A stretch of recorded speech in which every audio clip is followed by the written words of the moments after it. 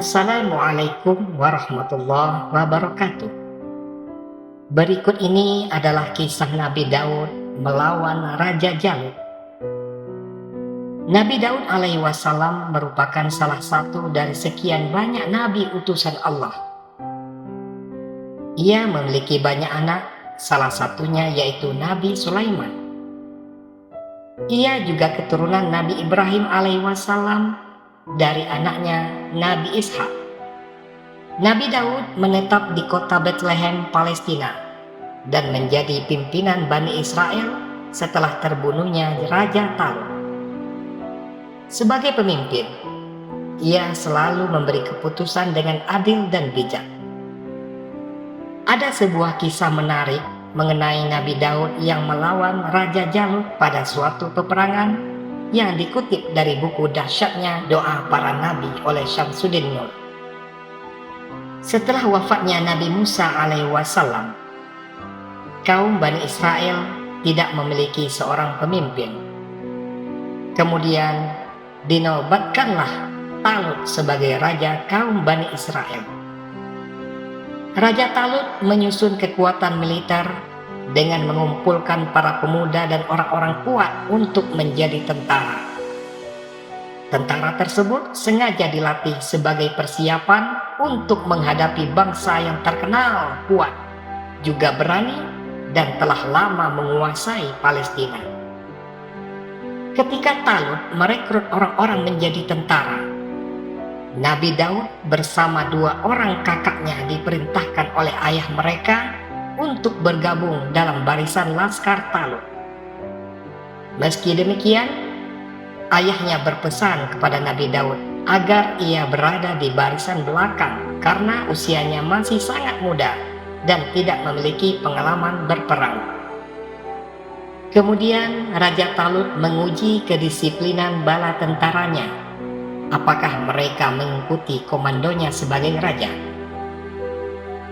Dalam ujian tersebut, sebagian besar pasukannya tidak mengikuti perintahnya.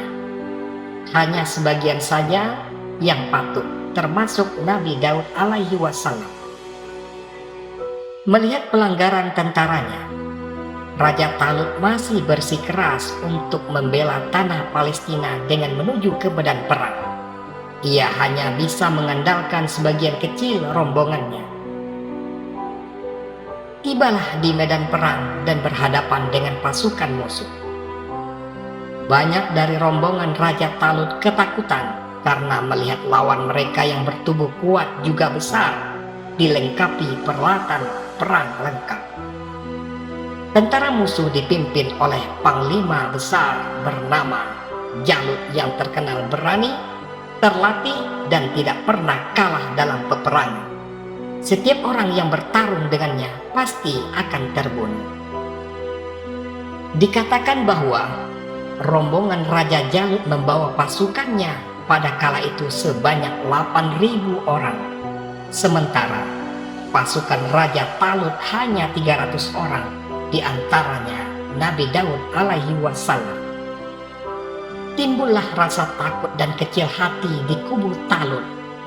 Sebagian golongan kecil yang setia pada Raja Talut tak gentar menghadapi Jalut dan tentaranya, sebab mereka berbekal tawakal dan iman kepada Allah Subhanahu wa Ta'ala. Mereka bersedia mati untuk berjuang dan merampas kembali rumah serta tanah mereka.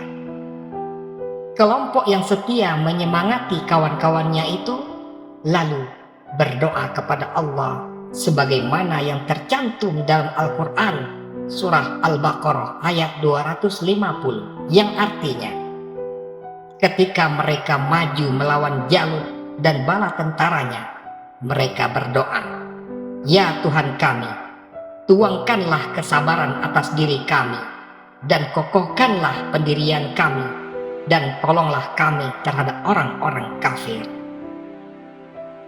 Pertempuran dimulai. Panglima Jalut dengan baju besinya keluar barisan dan menantang pasukan Talut dengan mengajak bertanding satu lawan satu. Namun tidak seorang pun dari tentara Bani Israel yang keluar. Jalut mengejek dan menghina rombongan Talut. Pasukan Bani Israel ketakutan dan bimbang menghadapi Jalut. Mendengar kesombongan Jalut, Nabi Daud lupa akan pesan ayahnya agar tidak ikut berperang dalam barisan depan. Beliau menawarkan diri dan meminta izin kepada Raja Talut untuk melawan Jalut. Talut merasa berat dan ragu-ragu. Belum lagi, Nabi Daud hanyalah seorang pengembala kambing yang bertubuh kecil dan bukan seorang prajurit. Nabi Daud kemudian berkata kepadanya, "Janganlah engkau terpengaruh oleh usia muda dan keadaan fisikku. Aku tahu engkau ragu-ragu dan khawatir untuk melepaskan aku melawan Jalut.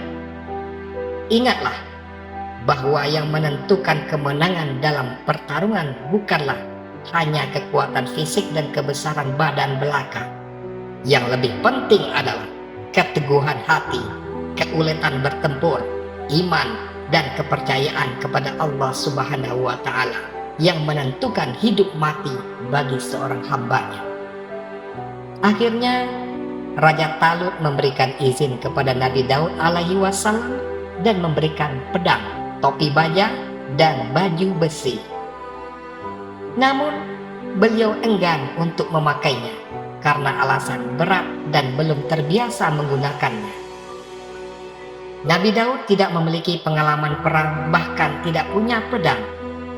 Ia hanya membawa sebuah tongkat, beberapa buah batu kerikil, dan sebuah ketapel untuk melemparkan batu-batu itu. Melihat keadaan itu, Raja Talut berkata kepada beliau, "Bagaimana engkau dapat bertarung dengan hanya bersenjatakan tongkat, ketapel, dan batu-batu melawan Jalut yang bersenjatakan pedang, panah, dan pakaian perang yang lengkap?" Nabi Daud berjawab, "Tuhan yang telah melindungiku, taring singa dan kuku beruang juga akan melindungiku dari sabetan, pedang, dan panah Jalut yang durhaka itu." Kemudian beliau keluar dari barisan Bani Israel dan berjalan menuju Raja Jalut.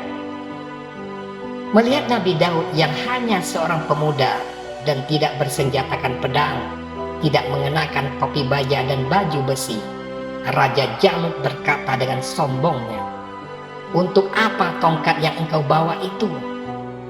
Untuk mengejar anjing atau untuk memukul anak-anak yang sebaya dengan engkau? Di mana pedang dan baju besimu? Rupanya engkau sudah bosan hidup dan ingin mati, padahal engkau masih muda. Engkau belum merasakan suka dukanya kehidupan. Engkau masih harus banyak belajar dari pengalaman. Majulah engkau ke sini. Aku akan habisi nyawamu dalam sekejap mata. Dagingmu akan kujadikan makanan yang lezat bagi binatang-binatang di darat dan burung-burung di udara."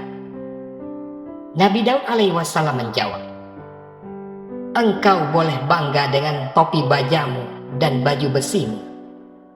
Engkau boleh merasa kuat dan ampuh dengan pedang dan panahmu. Akan tetapi, ingatlah, ia tidak akan sanggup menyelamatkan nyawamu dari tanganku yang masih halus dan bersih ini. Aku datang ke sini dengan nama Allah, Tuhan Bani Israel yang telah lama engkau hinakan, engkau jajah, dan engkau tundukkan. Sebentar lagi, engkau akan mengetahui apakah pedang dan panah yang akan mengakhiri hayatku, atau kehendak dan kekuasaan Allah yang akan merenggut nyawamu dan mengirimkan engkau ke neraka jahanam." Raja Jalut melangkah maju mendekati Nabi Daud. Sebelum sempat mendekat, Nabi Daud segera melemparkan batu dengan ketapel tepat ke arah kening Jalut. Darah mengalir deras dari kepala Jalut hingga menutupi kedua matanya.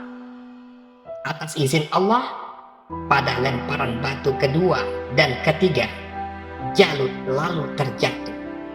Ia tersungkur di atas tanah dan menghembuskan nafasnya yang terakhir.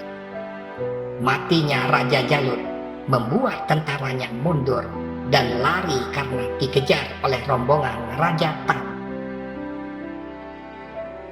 sebagai imbalan telah mengalahkan Raja Jalut. Nabi Daud alaihi wasallam dijadikan menantu oleh Raja Talut.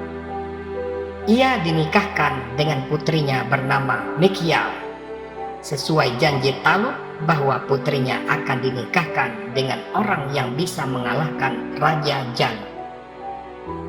Nabi Daud alaihi wasallam juga diangkat sebagai penasehat dan orang kepercayaannya Raja Talut. Beliau sangat disayang, disanjung, dan dihormati oleh mertuanya dan seluruh rakyat Bani Israel. Demikianlah kisah singkat hari ini. Semoga bermanfaat buat kita semua. Assalamualaikum warahmatullahi wabarakatuh.